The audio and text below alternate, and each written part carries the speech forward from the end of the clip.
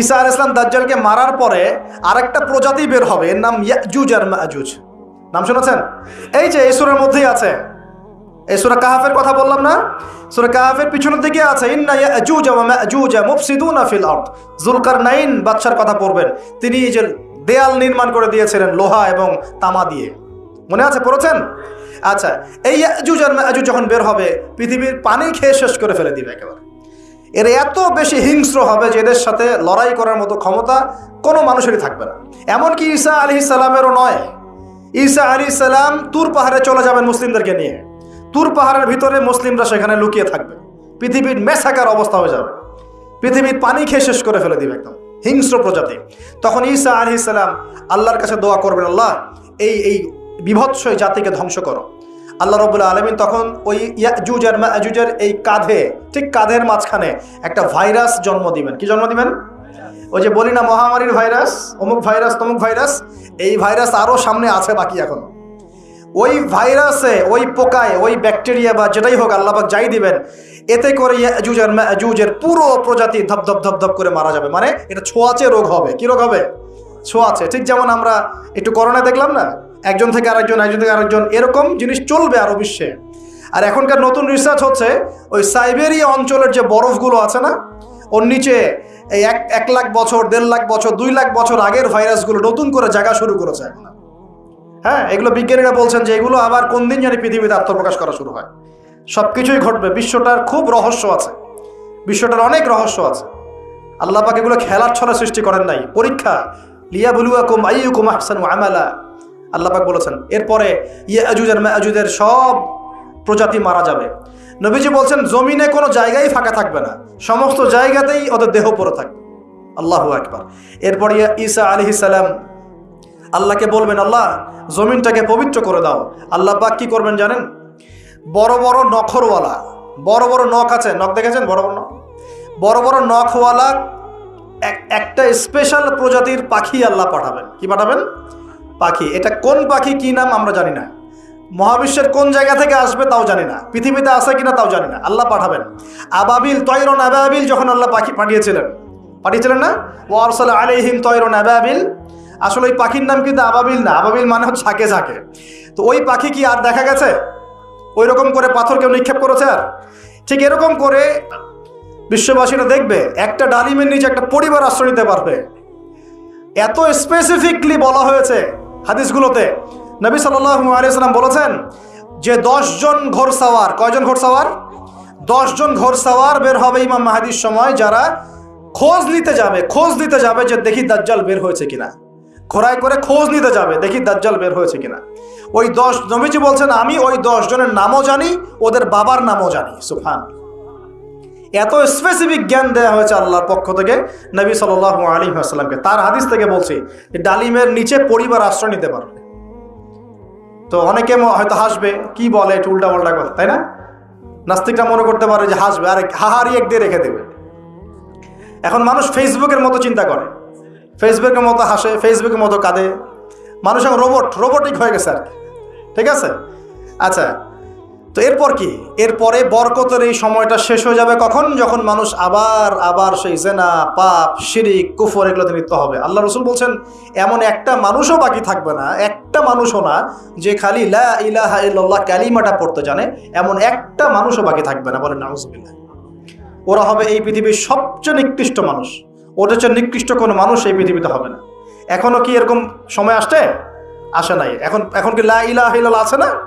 আছে, হ্যাঁ, হয়তো তার পূর্ণাঙ্গ প্রয়োগটা নাই, কিন্তু কালিমা তো আছে কি না? তখন নবীজি বলছেন এমন একটা যুগ আসবে যে লা ইলাহা ইল্লাল্লাহ বলার মতো একটা মানুষ খুঁজে পাওয়া যাবে না। আর মানুষ রাস্তাঘাটে কুকুরের মতো জেনা করবে।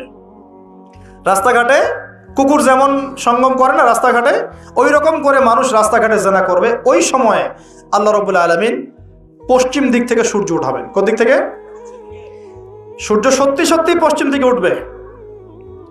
পৃথিবী একদিকে ঘুরছে না এখন, কে জানে আল্লাহ পাক পৃথিবীর ঘূর্ণন থামিয়ে উল্টা দিকে ঘোরাতে পারেন না? অবশ্যই পারেন। আল্লাহ পাকের জন্য এটা খালি বলা, কুন ফায়াকুন, হও হয়ে যাও, ব্যাস। আমি কয়েকদিন আগে রিপোর্ট দেখেছি, পৃথিবীর নিচে কিন্তু আগুনের স্তর আছে, জানেন তো? পৃথিবীর নিচে আগ্নেয়গিরিগুলো আছে। পৃথিবীর ভিতরেও একটা ঘূর্ণন হয়, সেই ঘূর্ণনের দিক পরিবর্তন হচ্ছে দিন দিন, এমনটা রিপোর্ট এসেছে। দেখেন, আপনি ইন্টারনেট ঘাটাঘাটি করেন, দেখেন। আর অনেকে রিপোর্ট করছে যে পৃথিবী আগে যে গতিতে ঘুরতো এখন পৃথিবীর ঘূর্ণন গতি একটু বেড়ে গেছে। দেখেন রিপোর্ট, দেখেন।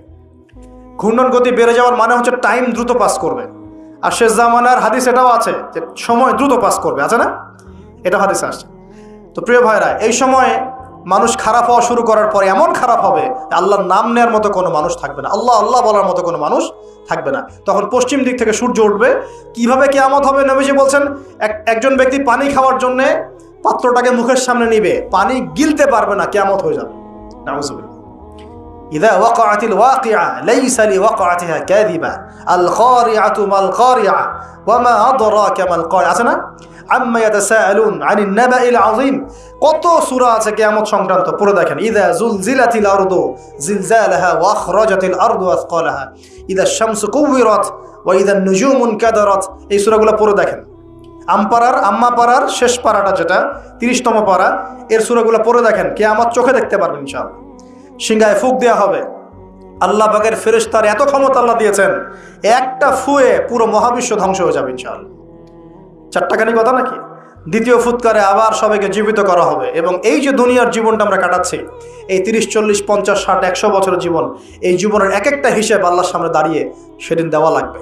অতএব এই দুনিয়ার জীবনটাতে প্রস্তুতি গ্রহণ করি। আল্লাহ বলছেন, নিঃসন্দেহে নিঃসংকোচে অবশ্যই আমি এই কোরআনের মধ্যে শুধু মুসলিমদের জন্য নয়, পুরো মানব জাতির জন্য সমস্ত বিষয় ব্যাখ্যা করেছে। আল্লাহ পাক বলেছে শুধু মুসলিমদের জন্য, পুরো মানব জাতির জন্য যত বিষয় প্রয়োজন আমি আল্লাহ এই কোরআনের মধ্যে ব্যাখ্যা করেছি। কে বলেছেন? আল্লাহ কি মিথ্যা কথা বলেন? তার রাসূল কি মিথ্যা কথা বলেন? তাহলে আমাদের মানতে সমস্যা কোথায়?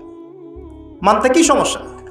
এই যে বললাম, যদি আমরা ইকোনমিক সেকশনে সমৃদ্ধি চাই, একটা স্টেবিলিটি চাই, অবশ্যই যাকাত ইম্পোজ করতে হবে। যাকাত ছাড়া অর্থনৈতিক সাম্য আসবে না। মনে করেন বাংলাদেশে মনে করেন যে 1 কোটি মানুষের উপরে যাকাত ফরজ। কথার কথা বলছে, কথার কথা। এই 16 কোটি 20 কোটি মানুষের মধ্যে মনে করেন 1 কোটি মানুষের উপর যাকাত ফরজ হয়েছে। আছেন এমন মানুষ? যাকাত মানে কি? কত পার্সেন্ট দিতে হবে সম্পদের? 2.5%। 100 টাকায় 2.5 টাকা, এই তো। আচ্ছা, এখন 1 কোটি টাকায় এই টাকাটা কি ছোট না বড়? আর এটা একজনের হিসাব করলাম। যদি এরকম আমি 1 লাখ মানুষের হিসাব করি, কত টাকা আসবে? এই টাকা দিয়ে আপনি কি করতে পারবেন? নিঃসন্দেহে আপনি দরিদ্র মানুষের সেবা এটা কাজে লাগাতে পারবেন। যাকাতের যে 8টা খাত আছে, আছে না? কটা খাত? 8টা খাতে সুষ্ঠু বন্টন করলে দেখবেন সমাজে একটা গরিব মানুষও থাকবে না ইনশাআল্লাহ। সবাই খেয়ে পরে বাঁচবে ইনশাআল্লাহ। এই কাজটা করবে কি? কে উদ্যোগ নেবে? আচ্ছা, এই যাকাত কি শুধু 1 বছরই আসবে না প্রতি বছর আসবে? এই জিনিসগুলো বুঝতে হয়। ইসলাম শুধু আমরা এই গতানুগতিক মুখস্থ করে পড়লেই হবে না, কোরআন সুন্নাহকে বাস্তবে প্রয়োগ করতে হবে। আল্লাহ পাক তৌফিক দান করুন। রমজান মাসে অবশ্যই অপচয় কমিয়ে দিবেন, প্রতিবেশী আত্মীয়দের খোঁজ নিবেন, নিজের যতটুকুতে হয়ে যায় এর বেশি খরচ করতে যাবেন না, অন্যের জন্য ওটা সাদকা করে দিবেন, সদকা করে দিবেন। আর কি করবেন? যাকাত দিবেন। যাকাত দিলে আরও 10-20টা মানুষ না খেয়ে মরবে না, ওরা খেয়ে পরে বাঁচবে ইনশাআল্লাহ। এর উপর আছে সাদাকাতুল ফিতর, আছে না? সাদাকাতুল ফিতর আমরা দেই। এগুলো আল্লাহ পাক কেন দিয়েছেন? এগুলোকে আল্লাহ পাক শুধু ইবাদতের জন্যই দিয়েছেন? এগুলো করলে তো নেকি হয়, আল্লাহ সন্তুষ্টি পাওয়া যায়, দুনিয়াতেও সাম্যের অর্থনীতি প্রতিষ্ঠা হয়, এই কারণে দিয়েছেন। আল্লাহ পাক এমনি এমনি দিয়েছেন নাকি? এই যে আপনি 5 ওয়াক্ত নামাজ পড়ছেন, নামাজ পড়লে তো নেকি হচ্ছেই, আধ্যাত্মিকত্ব পাচ্ছেন, আল্লাহ সন্তুষ্টি পাচ্ছেন, আপনার শরীরও ভালো থাকবে ইনশাআল্লাহ। থাকবে না? আপনি ওযু করছেন, ওযু করলে নেকি হয় না? গোনা ঝরে যায় না? একই সাথে আপনি বিভিন্ন রোগ ব্যাধি থেকে বেঁচে থাকবেন ইনশাআল্লাহ। আপনি পরিষ্কার পরিচ্ছন্ন আছেন। প্রত্যেকটা কাজের পিছনে দুনিয়াবি উপকারিতাও কি আছে? আছে না? এই যাকাত ভিত্তিক অর্থনীতির মধ্যে এই দুনিয়াবি উপকারিতা আছে। এগুলো কে বুঝাবে? ওয়াজ মাহফিল তো কোনো কোনো ক্ষেত্রে এখন হয়ে যাচ্ছে সার্কাসের মঞ্চ। আর এগুলো দুটো কারণে সারা দেশে এখন ভাইরাল হচ্ছে। দুটো কারণ। একটা হচ্ছে আমাদের একটা নিচু মানসিকতা আছে আমাদের মধ্যে, সেটা হচ্ছে আমরা হচ্ছে ট্রল প্রিয় যাত্রী। আমরা ট্রল করতে বেশি ভালোবাসি, মজা করতে বেশি ভালোবাসি, মজা ফান ইয়ারকি ফাইজলামি করতে আমরা বেশি ভালোবাসি। এটা একটা আমাদের দোষ। আরেকটা দোষ হচ্ছে আমরা চিলে কান নিল টাইপের মানুষ। যা প্রচার হয় চিলে কান নিল, ব্যাস দৌড় শুরু করে দিল, যাচাই বাছাই করার কোনো প্রয়োজন নেই। আর অহেতুক সমালোচনা করতে বেশি পছন্দ করি আমরা, এবং ইস্যু পাগল জাতি। ইস্যু একটা দিল, ব্যাস দৌড় শুরু। একটা ইস্যু দিবে, ওইটার পিছনে দৌড়াবে, 7 দিন দৌড়ানোর পর হাফসায় যাবে, তারপর নতুন একটা ইস্যু আসবে, তারপর তার পিছনে দৌড়াবে। এতে করে মূল যে জায়গায় ফোকাস করা দরকার ওখান থেকে আমরা সরে গেছি আর কি। মূল জায়গা আপনাকে দেখাবো। মূল জায়গা হচ্ছে ফিলিস্তিন। শেষ জামানার সবচেয়ে ইম্পর্টেন্ট জায়গা হচ্ছে প্যালেস্টাইন। শেষ জামানার যত বড় বড় ঘটনাগুলো ঘটবে, ইমাম মাহাদির আগমন, মুসলিম বাহিনীর বিজয়, জেরুজালেম পুনরুদ্ধার, ইসলামিক খেলাফত প্রতিষ্ঠা, ঈসা আলাইহিস সালামের আগমন, সব ওই জায়গাকে কেন্দ্র করে। সবকিছুই ওখানেই দাজ্জাল বের হবে, দাজ্জালকে আবার মারাও হবে সেখানে, সবকিছু ওখানে। কিন্তু ওই দিক থেকে মুসলিমদের দৃষ্টি ফোকাস করে অন্যদিকে সরিয়ে দেওয়া হচ্ছে। আমি পড়ে আছি এই যে ট্রল নিয়ে, সমালোচনা নিয়ে, একে অপরের গীবত নিয়ে, কে কার পিছনে লাগবে, কে কাকে অনলাইনে ধুয়ে দিবে, এগুলোই কাজ হয়ে যাচ্ছে দিন দিন। এই কাজগুলোর মধ্যে ভালো কাজগুলো ঢাকা পড়ে যাচ্ছে। ভালো কাজ যে হচ্ছে না তা নয়, কিন্তু ভালো কাজগুলো এই কাজগুলোর মধ্য দিয়ে ঢাকা পড়ে যাচ্ছে, এটা আপনারা বুঝতে পারছেন না। একজনকে ট্রল করতে করতে বানিয়ে দিয়েছেন আলেম, একজন কমেডিয়ান তাকে বানিয়ে দিয়েছেন আলেম, আর একজনকে বানিয়ে দিয়েছেন এমপি। আর কয়েকদিন আরেকটু হলে এমপি হয়ে যেত ট্রল করতে করতেই। এই চলছে। তা আমাদের এই মানসিকতা পরিবর্তন করার দরকার নাই? কোরআন সুন্নাহ কি খালি এখানে থাকবে, আমরা তেলাওয়াত করব এই জন্যই, নাকি বাস্তবে প্রয়োগ করতে হবে? এই রমজান মাসে নিয়াত করেন। আসন্ন রমজান কেন কথা বলছি? কারণ রমজান কিন্তু বেশি দিন নাই, কয়দিন আছে, 1 মাস 1.5 মাসও বাকি নেই। আপনাকে প্ল্যান করতে হবে, আধ্যাত্মিক পরিকল্পনা করতে হবে যে রমজান সামনে আসছে, এই রমজানে ইনশাআল্লাহ আমি আল কোরআন পুরোটা খতম দেবো ইনশাআল্লাহ। রমজান মাস আসার আগেই 5 ওয়াক্ত নামাজ আমি শক্ত করে ধরবো, যেন রমজানে আমি 5 ওয়াক্ত নামাজ জামাতে পড়তে পারি। রমজান মাস আসার আগেই কোরআন তেলাওয়াত যদি করতে না জানি, তেলাওয়াত করা শিখে নিতে হবে ইনশাআল্লাহ। রমজান আসার আগেই নিয়াত করে নিব যে এই রমজানে ইনশাআল্লাহ আমি প্রত্যেক দিন তারাবি জামাতে পড়বো ইনশাআল্লাহ, এবং খতম তারাবি পড়বো ইনশাআল্লাহ। রমজান মাসে যারা কোরআন আরবি জানি টুকটাক আমরা ভাঙ্গাচোরা, আমরা কোরআনটাকে শুরু থেকে শেষ পর্যন্ত অর্থসহ পড়বো ইনশাআল্লাহ। রমজান মাসে প্রত্যেক দিন কমপক্ষে একজন মানুষকে আমি ইফতার করাবো ইনশাআল্লাহ। রমজান মাসে আমি আমার জাকাতগুলোকে দিয়ে দিব ইনশাআল্লাহ। রমজান মাসে বেশি বেশি দান সদকা করবো ইনশাআল্লাহ। রমজান মাসে বেশি বেশি তাসবিহ তাহলিল হবে, জিকির আজগার হবে, আল্লাহর কাছে দোয়া করব, রোজা রেখে সমস্ত হারাম পাপ থেকে বেঁচে থাকবো ইনশাআল্লাহ। রমজানে শুধু সৎ কাজের আদেশ করব, অসৎ কাজে নিষেধ করব, নিজে আমল করব, পরিবারে প্রতিষ্ঠা করব ইনশাআল্লাহ। প্রত্যেক দিন 5 ওয়াক্ত নামাজ হবে, প্রত্যেক দিন মসজিদে নামাজের পর তালিম হবে ইনশাআল্লাহ। এভাবে পুরো রমজানটাকে উৎসবের উৎসাহে অতিবাহিত করার নিয়াত আগে করতে হবে। আল্লাহ পাক তৌফিক দান করুন। তো এখানে সবচেয়ে বড় বাধাটা হয় দুনিয়াবি ব্যস্ততা। এই জন্য রমজানের আগেই দুনিয়াবি ব্যস্ততাগুলো কমিয়ে আনতে হবে। চেষ্টা করবেন বড় বড় যে বাজারঘাটগুলো আছে এগুলো আগেই করে ফেলার। আর আমি তো বলেই দিলাম যে দাম কিন্তু ওই সময় বাইরে যাবে। যদি এখন সামর্থ্য থাকে করে ফেলেন, সামর্থ্য থাকলে করে ফেলেন। আর যাদের সামর্থ্য কম তাদের জন্য কি হবে, পুরো দেশব্যাপী সামাজিকভাবে, যেমন এটা একটা সংগঠন আপনাদের না, এই এরকম সংগঠন যেগুলো আছে নন প্রফিটেবল এবং non political organisation, both political and non political, সমস্ত অ্যাসোসিয়েশনগুলোর উদ্যোগে বা ফাউন্ডেশন অ্যাসোসিয়েশন যেগুলো আমরা করি ছোটোখাটো, এগুলোর উদ্যোগে ইফতার বিতরণ প্রজেক্ট করতে হবে। পারা যাবে ইনশাল্লাহ? যে যাদের সামর্থ্য আছে সামর্থ্যবানদের টাকা পয়সাগুলো কালেক্ট করে যারা দুস্থ দরিদ্র অসহায় মানুষ তাদের বাসায় বাসায় 1 মাসের বাজার পৌঁছে দিতে হবে ইনশাআল্লাহ। পারা যাবেন ইনশাআল্লাহ? এই কাজগুলোর মধ্য দিয়ে দেখবেন আল্লাহর রহমত বরকত নেমে আসছে ইনশাআল্লাহ।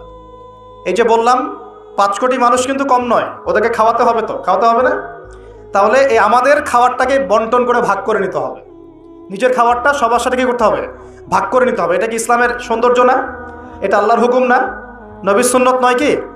আল্লাহর নবীর বাসায় যদি কেউ আসতেন খাবারের জন্যে, তার বাসায় যদি 2টা খেজুর থাকতো, সে 1টা খেজুর তিনি দিয়ে দিতেন, 2টা খেজুর দিয়ে দিতেন না? একদিন এক ভদ্রলোক, সাহাবী বলতে পারি আমরা তাকে, তিনি এসে খাবার চেয়েছেন। নবী সাল্লাল্লাহু আলাইহি ওয়াসাল্লাম তার সমস্ত স্ত্রীদের ঘর খুঁজে 1টা খেজুর পান নাই। চিন্তা করতে পেরেছেন? তারপর তিনি বলেছেন তোমাদের কার কাছে কি আছে নিয়ে আসো। এরপর নবী সাল্লাল্লাহু আলাইহি ওয়াসাল্লামের সাহাবীরা যার ঘরে যা ছিল অল্প অল্প করে নিয়ে আসা শুরু করলো। দেখা গেল যে মসজিদে নববীর বারান্দায় খাবারের স্তূপ হয়ে গেল একটা। মাশাআল্লাহ। এই যে একের বিপদে সবাই এগিয়ে আসা, এটা ইসলামের সুন্নত, এটাই নবীর সুন্নত। এই জিনিসটা চর্চা করতে হবে। আল্লাহ পাক তৌফিক দান করুন। আর রোজা রেখে ভুলেও গীবত, তহমত, সমালোচনা এগুলো করতে যাবেন না। রোজা রেখে কথাই বেশি বলবেন না, খালি জিকির হবে, তেলাওয়াত হবে, আল্লাহর কাছে দোয়া হবে, ইস্তেগফার হবে, কথা কম। কথা বললেই বিপদ, কথা বললেই বিপদ। কথা 10টা কথা বলবেন, 2টা গীবত করতেই হয়, হয় না? আর গীবত করতে মজা লাগে, কেউ আজকে একটু উস্কাই দিলেই ব্যাস গীবত করতে মজা লাগে। প্রিয় ভাইরা, রমজান মাসে রোজা রেখে এই কাজগুলো করতে যাবেন, কথাই কম বলবেন, কথা বললেই বিপদ। মানুষ যদি 2টা গালি দেয় চুপ করে থাকেন, ও তার আমল নামা নিয়ে আল্লাহর সামনে দাঁড়াবে, আর কিয়ামতের মাঠে বহু নেকি ফ্রি পাওয়া যাবে। এটা কি জানেন? কিয়ামত অনেক নেকি বিনামূল্যে ফ্রি আসবে আমল নামায়। কেন আসবে বলি হাদিসটা। নবী সাল্লাল্লাহু আলাইহি ওয়াসাল্লাম বলেছেন, তোমরা কি জানো সবচেয়ে বড় মিসকিনকে? দরিদ্র মানুষকে, মিসকিনকে। সাহাবীরা বলছেন, আমরা তো মনে করি যার সম্পদ কম সেই মিসকিন। নবীজি বলছেন, না, প্রকৃত মিসকিন সে ব্যক্তি নয়। প্রকৃত মিসকিন সে ব্যক্তি যে কিয়ামতের মাঠে উঠবে উহুদ পাহাড়ের সমান নেকি নিয়ে উঠবে। উহুদ পাহাড় দেখেছেন তো? বিশাল পাহাড়। উহুদ পাহাড়ের সমান নেকি নিয়ে উঠবে, নামাজের নেকি, যাকাতের নেকি, হজের নেকি, ওমরার নেকি, বিভিন্ন নেকি। কিন্তু দেখবে সামনে বহু মানুষ দাঁড়িয়ে আছে। কেন দাঁড়িয়ে আছে? কারো কাছ থেকে টাকা নিয়েছে, টাকা শোধ করে নাই, কাউকে গালি দিয়েছে, কাউকে অন্যায়ভাবে অপবাদ দিয়েছে, কাউকে আঘাত করেছে, কারো উপর জুলুম করেছে, ইত্যাদি বিভিন্ন রকম মানুষের সাথে জড়িত পাপ ছিল। ঠিক আছে? কারো গীবত করেছে, কাউকে তহমত দিয়েছে, ইত্যাদি। এখন আল্লাহ পাক বলবেন, এই ব্যক্তির নেকির যে পাহাড় আছে এখান থেকে নেকি নিয়ে ওদেরকে দিয়ে দাও। বলেন নাউজুবিল্লাহ। নেকি আস্তে আস্তে ট্রান্সফার হবে। এই যে আমরা যে ব্লুটুথ শেয়ার ইট, মনে আছে? ব্লুটুথ শেয়ার ইট পাস হয় যেভাবে, আল্লাহ পাকের প্রযুক্তি হবে আরো অনেক উন্নত। মুহূর্তের মধ্যেই নেকি ট্রান্সফার হয়ে যাচ্ছে। এরপর নেকি যেতে যেতে সব নেকি যদি শেষ হয়ে যায়, আল্লাহ না করুক, তখন আল্লাহ পাক ফেরেশতাদেরকে বলবেন, ওদের গোনাগুলো থেকে গোনাগুলো বেছে বেছে এর আমল নামে যুক্ত করো। বলেন নাউজুবিল্লাহ। এরপর এই ব্যক্তি এই বিশাল বিশাল নেকি অর্জন করার পরেও জাহান্নামে যেতে হবে। আল্লাহ পাক হেফাজত করুন আমাদেরকে, বলি আমিন। তো মানুষের সাথে জড়িত পাপটা খুব ডেঞ্জারাস। তো রোজা রাখার তাৎপর্য কি? যে আমরা যেন এই শিক্ষাটাকে সারা বছর ধরে রাখতে পারি। এই কারণেই রমজান মাসে রোজা রেখে জিকির হবে বেশি, তাসবিহ তাহলিল বেশি, কোরআন তেলাওয়াত বেশি, আমর বিল মারুফ নাহি আনিল মুনকার হবে, তার দার্স হবে, দিনের কথা হবে। যখনই বন্ধুরা মিলে বসবেন, চা খেতে বসবেন, কফি খেতে বসবেন, অলওয়েজ দিনই আলাপ করবেন, দুনিয়াবি আলাপ কম করবেন, দুনিয়াবি আলাপ বেশি করবেন না, প্রয়োজন যতটুকু এতটুকু দিনই আলাপ করবেন।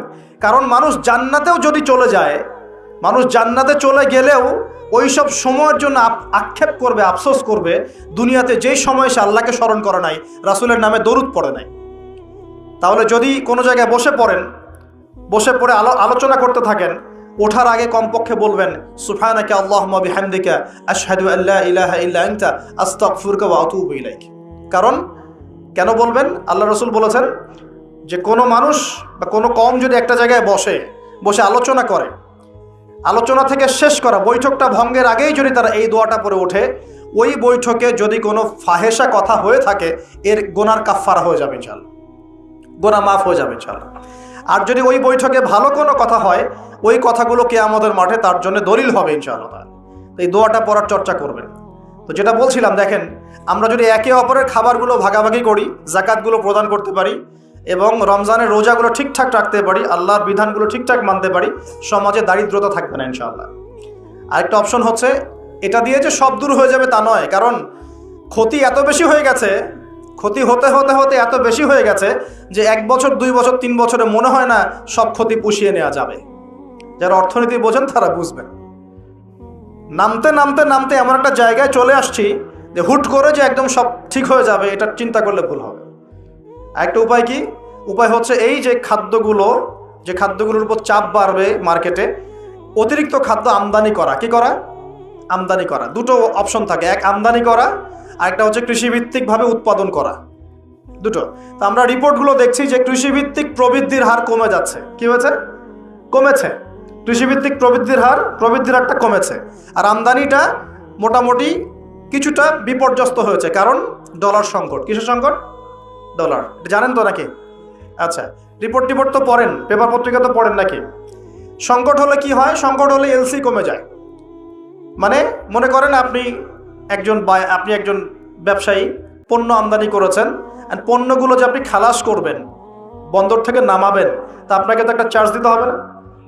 এখন আপনার কাছে চার্জ দেওয়ার মতো ডলার নাই, কি করবেন? তাহলে পণ্য ওই বন্দরে পড়ে থাকবে। অনেক পণ্য বন্দরে পড়ে আছে, নামাইতে পারতেছে না।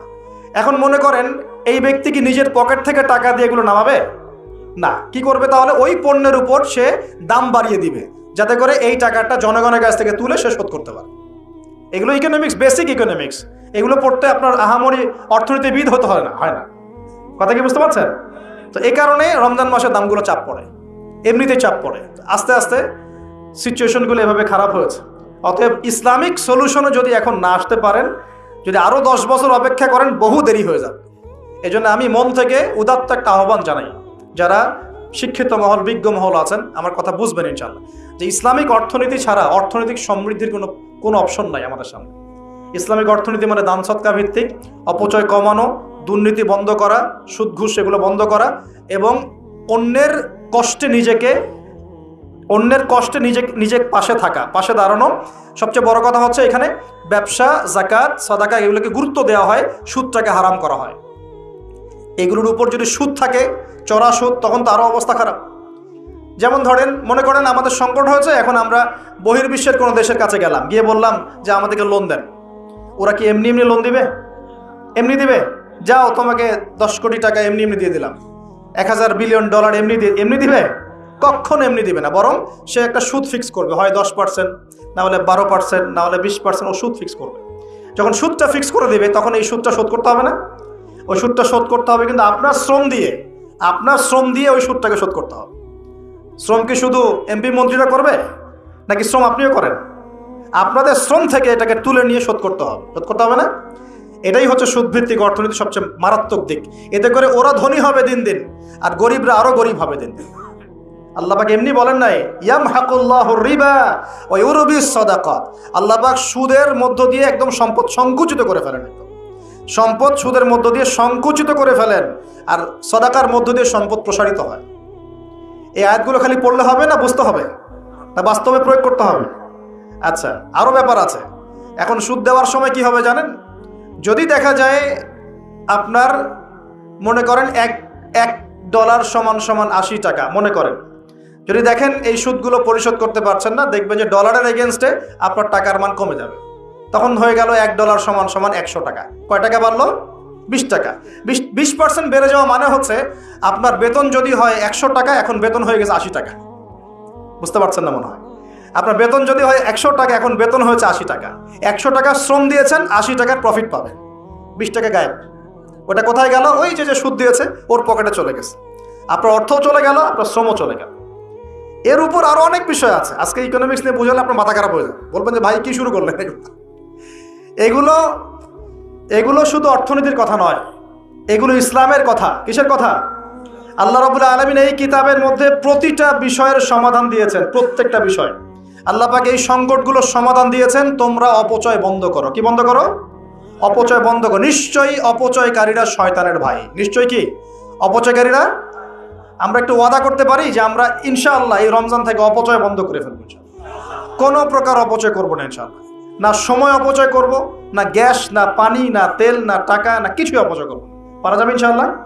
বরং যেটা আমি বাঁচাতে পারবো সেটা আমি আমার পরিবারের জন্য তো সেভ করবই, পাশাপাশি আমার প্রতিবেশী, আমার আত্মীয় এবং দুস্থ মানুষের কল্যাণে ব্যয় করবেন। পারা যাবেন ইনশাআল্লাহ? এই জিনিসটা একাকী করব, যদি আমার কোনো অ্যাসোসিয়েশন থাকে সে তার আন্ডারে করবো, আরও যদি বড় কোনো দায়িত্ব থাকে তার আন্ডারে করবো ইনশাআল্লাহ। পারা যাবে ইনশাআল্লাহ? 1 নাম্বার শিক্ষা। 2 নাম্বার, আপনাদের সবার জাকাতগুলো অবশ্যই দেওয়ার ব্যবস্থা করবেন। পারবেন ইনশাআল্লাহ? জাকাতের খাত 8টা। ওলামায়ে কেরামের কাছে জিজ্ঞাসা করে নেবেন কোন কোন খাতে জাকাত দেওয়া যায়, আপনাকে বলে দিবেন ইনশাআল্লাহ। সূরা তাওবার 60 নম্বর আয়াত। সূরা তাওবার 60 নম্বর আয়াতে জাকাতের খাতগুলো বর্ণনা করা আছে। এখানে একটা কথা বলি, অমুসলিমদেরকেও জাকাত দেওয়া যায়। জাকাতের যে খাতগুলো আছে না, 8টা খাত, এর মধ্যে একটা খাত আছে অমুসলিমকেও জাকাতের টাকা দেওয়া যায়। কেন দিব না আমরা? যদি একজন অমুসলিম ভাই খুব দরিদ্র হয়, তার পাশে দাঁড়ানোর দরকার নাই? সে কি মানুষ না? তার সাথে কি আমরা শত্রুতা পোষণ করব? তাকে ঘৃণা করব? না। তার উপর কি ইসলামকে জোর করে চাপিয়ে দিব?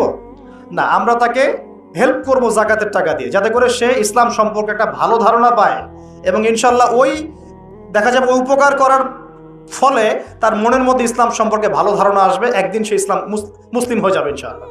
এমন হতে পারে না? তা আমরা কিন্তু ইসলাম পরিপূর্ণ আসলে ইম্পোজ করতে পারি না। অমুসলিমদের সাথে আমাদের শত্রুতা থাকবে কেন? তাদের সাথে আমরা মৈত্রীর সম্পর্ক রাখবো।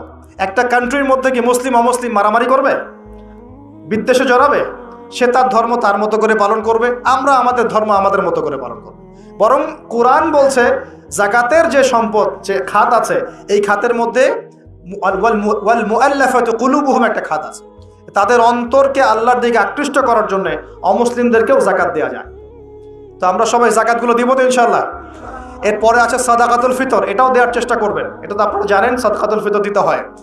এরপরে রমজানে বেশি বেশি দান সদকা করবেন। এগুলো কিন্তু অপচয় হচ্ছে না, এগুলো পরকালে সঞ্চয় হচ্ছে ইনশাআল্লাহ। এই দান সদকা পরকালে সঞ্চয় হচ্ছে না।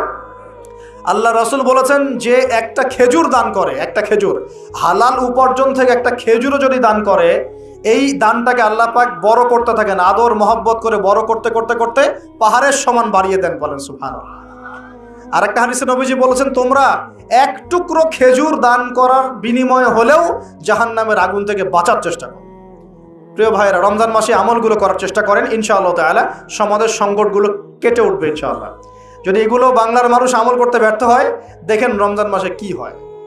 আমরা আল্লাহ না করুক, তবে ভয় করছি রমজান মাসে একটা অর্থনৈতিক সংকট হয়ে যেতে পারে। আল্লাহ পাক আমাদেরকে বোঝার তৌফিক দান করুন।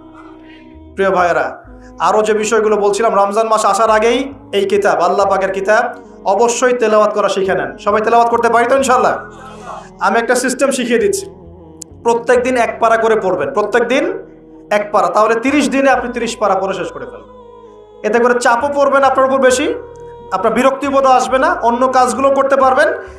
1 ঘন্টা 1.5 ঘন্টার মধ্যে এক পারা পড়ে শেষ করে ফেলবেন। পারা যাবে ইনশাআল্লাহ? ইনশাআল্লাহ তাআলা। আল্লাহ পাক সবাইকে কোরআন পড়ার তৌফিক দান করুন এবং অর্থসহ বুঝে পড়ার তৌফিক দান করুন। আর কোরআন তেলাওয়াত কিন্তু শিখতে হবে ভালো করে। কোরআন তেলাওয়াতটা ভালো করে না শিখলে যা হয়, সারা জীবন ভুল তেলাওয়াত করে যাবেন, অর্থ বিকৃত হয়ে যাবে, অর্থ কিন্তু পাল্টে যাবে। রমজান আসতে যে সময়টা বাকি আছে, এই সময়ের মধ্যেই কোরআন তেলাওয়াত করা শিখে নেন। আল্লাহ পাক তৌফিক এনায়েত করুন, আমিন। আর যদি রমজান মাসে অনলাইনে কোর্স করতে পারেন, ইনশাআল্লাহ নিয়াত করেছি পুরো রমজান মাস অনলাইনে কোরআন শেখানো হবে ইনশাআল্লাহ তাআলা, 1 ঘন্টা করে। যারা ক্লাস করতে পারবেন তারা ক্লাস করবেন। এরপর রমজানের একটা কথা বলে সামনে যাব, সেটা হলো তারাবির নামাজ তো আমরা পড়ি। এর পাশাপাশি শেষ রাত্রে গিয়ে কমপক্ষে 2 রাকাত নামাজ পড়ার চেষ্টা করবেন। কখন? একদম সাহরি করার আগে, সাহরি করার একটু আগে, কমপক্ষে আধা ঘন্টা আগে হলে ওঠার চেষ্টা করবেন। কমপক্ষে 2 রাকাত নামাজ হলে পড়ার চেষ্টা করবেন, কারণ ওই সময় দোয়া ইনশাআল্লাহ ডাইরেক্ট কবুল হয়ে যাবে ইনশাআল্লাহ। আর রোজাদারের দোয়া খুব বেশি কবুল হয়, রোজাদারের দোয়া কিন্তু খুব বেশি কবুল হয়। 3 ব্যক্তির দোয়া ফেরত দেওয়া হয় না, রোজাদারের দোয়া ফেরত দেওয়া হয় না। আর সন্তানের জন্য পিতার দোয়া ফেরত দেওয়া হয় না। আর যে মুসাফির, আমরা মুসাফিরের দোয়া আল্লাহ ফেরত দেন না। আলহামদুলিল্লাহ, আমরা দোয়া করি আল্লাহ পাক আমাকে সহ আপনাদের সবাইকে রমজান মাসে সুস্থতার সাথে সমস্ত রোজা রাখার তৌফিক দান করুন এবং রমজান মাসে কোরআনকে সময় দেওয়ার তৌফিক দান করুন, কোরআন পড়া, বোঝা, গবেষণা করার তৌফিক দান করুন, অন্যকে কোরআন শেখানোর তৌফিক দান করুন।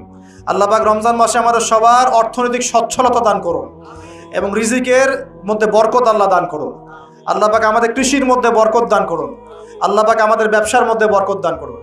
আল্লাহ পাক আমাদের দান সৎকার মধ্যে বরকত দান করুন এবং আল্লাহ রাব্বুল আলামিন আমাদের সবাইকে রমজান মাসে তারাবি, তাহাজ্জুদ, জিকির আজগার, তাসবিহ, তাহলিল, ভালো কাজের আদেশ, অন্যায় নিষেধ, এই কাজগুলোতে ব্যস্ত থাকার তৌফিক দান করুন। আমরা দোয়া করি আল্লাহ রাব্বুল আলামিন আমাদের সবাইকে যেন পারিবারিকভাবে, সামাজিকভাবে এবং রাষ্ট্রীয়ভাবে ইসলাম পালন করার তৌফিক দান করে নেন। এখন একটা বিষয়ের দিকে ইঙ্গিত করছি। আজকে জুমার দিন ছিল। জুমার দিনে সূরা কাহাফ কারা কারা পড়েছেন? হাত উঁচু করেন দেখি। মাশাআল্লাহ, অনেকেই পড়েছেন। নবী সাল্লাল্লাহু আলাইহি ওয়াসাল্লাম এই একটা সূরাকে বলেছেন, এই একটা সূরাকেই তিনি বলেছেন যেই সূরাটা আপনাকে মাসিহুদ দাজ্জালের ফিতনা থেকে বাঁচাবে।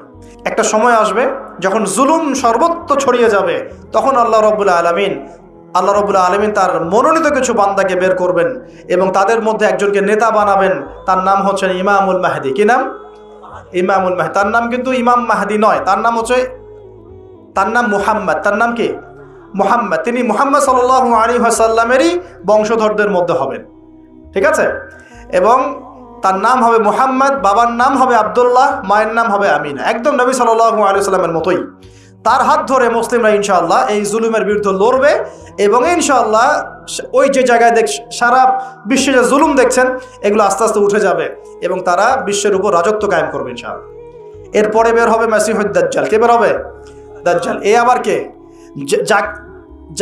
যাকে নবী সাল্লাল্লাহু আলাইহি ওয়াসাল্লাম বলেছেন যে পৃথিবীতে তার মতো বড় কোনো ফিতনা আসে নাই।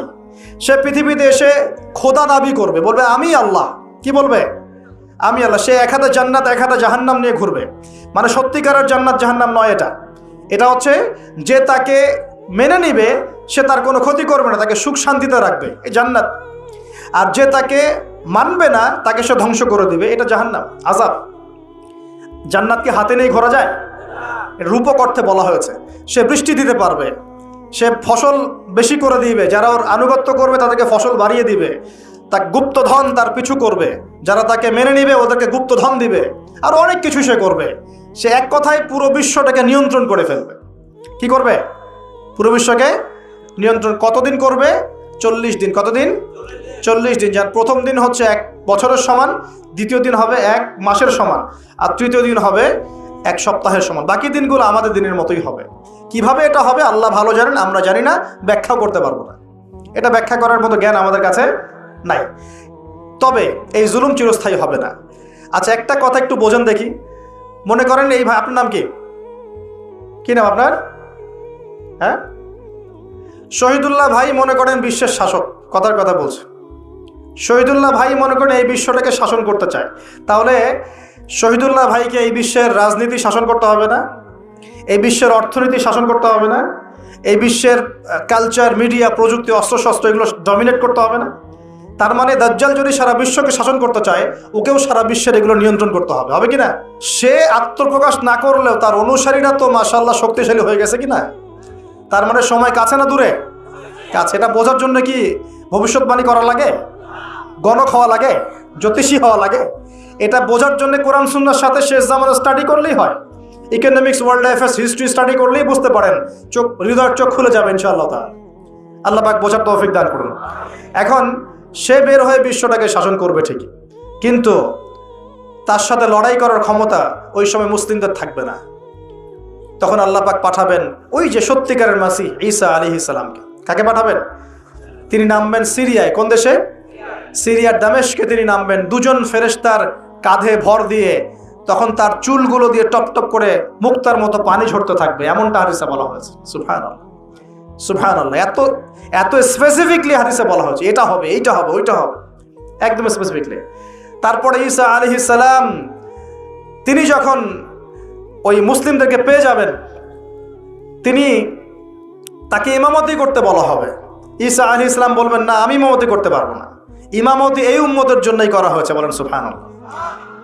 আমাদের ইমাম ইমামতি করবেন, তিনি পিছনে মুক্তাদি হবেন। একজন নবী মুক্তাদি হবেন আর ইমাম ইমামতি করবে, চিন্তা করতে পারেন? এরপর নামাজ শেষ হওয়ার পরে বলবেন তিনি, দরজা খুলে দাও, দরজা খুলে দাও। এটার ব্যাখ্যা আমার কাছে মনে হয় হয়তোবা তখন অবরোধ থাকবে, অবরোধটাকে তিনি ভেঙে দিতে বলবেন, হয়তোবা, আল্লাহ ভালো জানেন। কারণ দরজা খুলে দাও এর ব্যাখ্যা কি হতে পারে? কিসের দরজা খুলে দাও? কিসের বাঁধন খুলে দাও? নিশ্চয় একটা বাঁধনে মুসলিমদেরকে বেঁধে ফেলা হবে। তিনি ওটার বিরুদ্ধে মুসলিমদেরকে ঝাঁপিয়ে পড়তে বলবেন। তখন দাজ্জালের সাথে তার দেখা হবে। কোন দাজ্জাল? সত্যিকারের দাজ্জালের সাথে ঈসা আলাইহিস সালামের দেখা হবে। এবং ঈসা আলাইহিস সালামকে দেখা মাত্রই দাজ্জাল গলতে শুরু করবে। কি করবে? গলতে শুরু। লবণ যেমন গলে যায় না তাপ দিলে, এমন করে গলতে শুরু করবে। এবং ঈসা আলাইহিস সালামের নিঃশ্বাসে আল্লাহ পাক একটা অন্যরকম ক্ষমতা দিবেন। ঈসা আলাইহিস সালামের নিঃশ্বাস যতদূর পর্যন্ত যাবে দাজ্জাল পালাতে থাকবে। তার নিঃশ্বাস গিয়ে দাজ্জালের গায়ে লাগা পরে দাজ্জাল ওইখানেই মারা যাবে।